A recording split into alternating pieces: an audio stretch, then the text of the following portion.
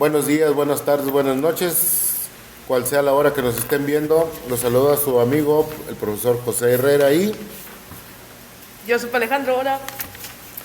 Bien, vamos a dar respuesta a las preguntas que se dictaron en estos días.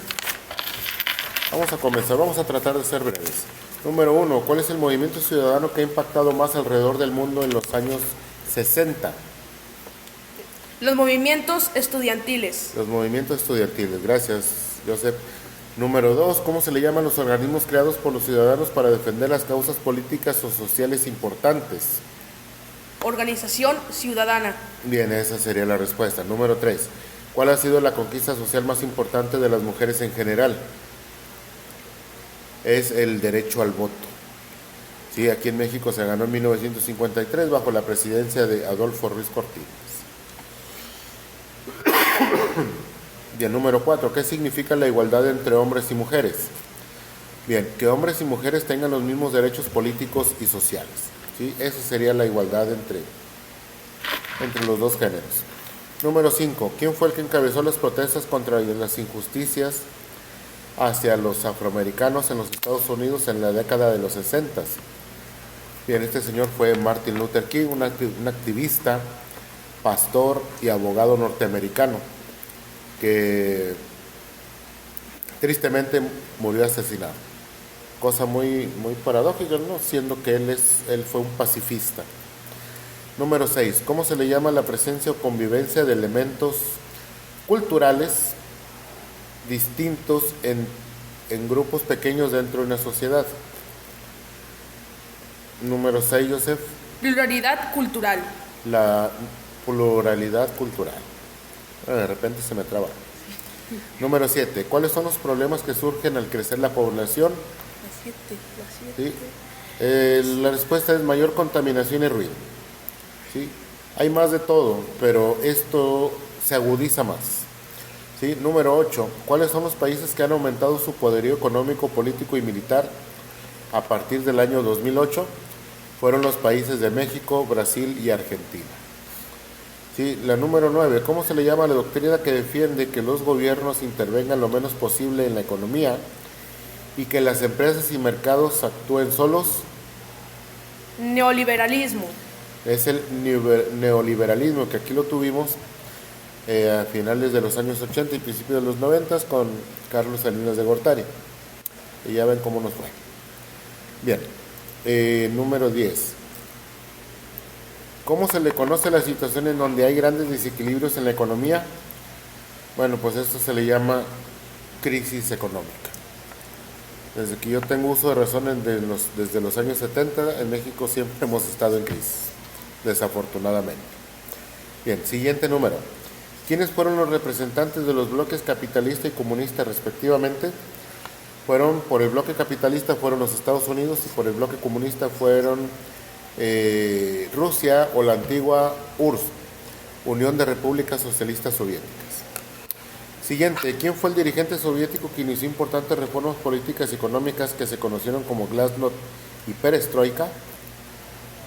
Fue este señor ruso Mikhail Gorbachev. 13, ¿qué se buscaba modificar con la perestroika, que significa reestructuración? Se buscaba modificar el modelo económico que imperaba en el sistema comunista, ¿sí?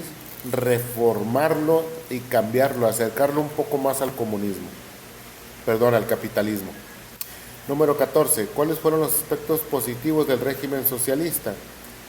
Pues que tenían un alto nivel de salud y de educación, ¿sí? Excelentes médicos y había muy poco analfabetismo.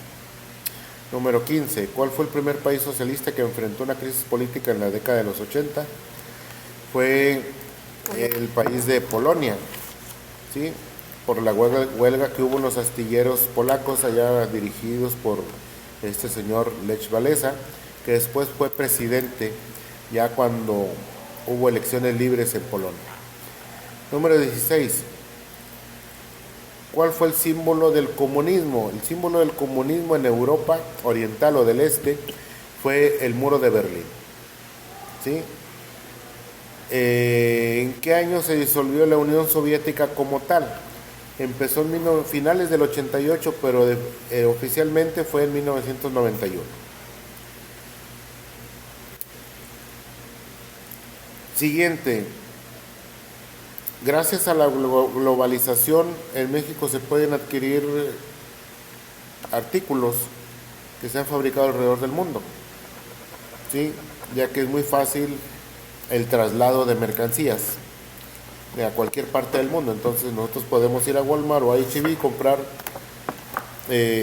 mercancías que se han fabricado, pues a lo mejor en Hong Kong, en China, en Taiwán, Japón, y en China se pueden comprar artículos que se han hecho en México, ¿sí?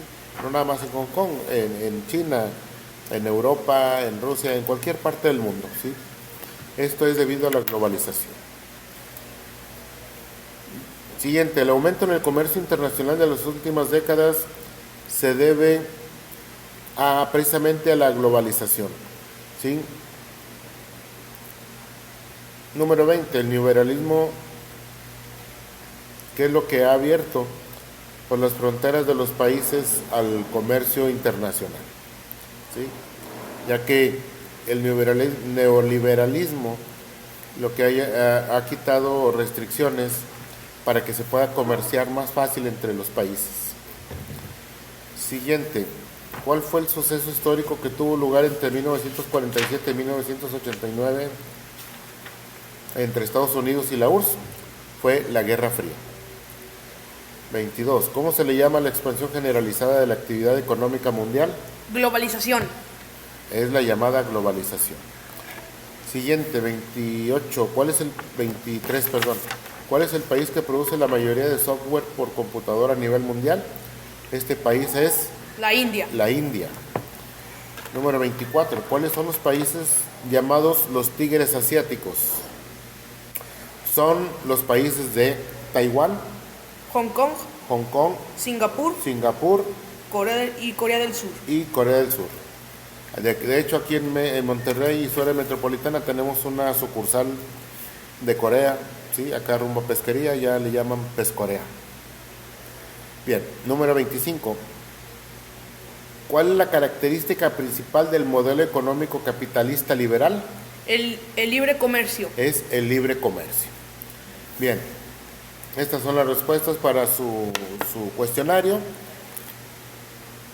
Por mi parte es todo. Nos despedimos y nos vemos en el siguiente video. Muchas gracias a todos. Hasta la próxima. No olviden suscribirse y darle like, manita arriba. Nos despedimos sus amigos, profesor Herrera. Y Joseph Alejandro. Hasta la próxima.